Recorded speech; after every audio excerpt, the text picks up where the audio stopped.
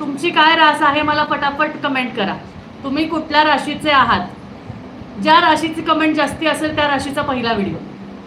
तुम्ही कोणत्या राशीच्या आहात त्याचा कमेंट करा. ज्या राशीचे कमेंट्स जास्ती असतील त्या राशीचा पहिला व्हिडिओ. चला फटाफट कमेंट करा.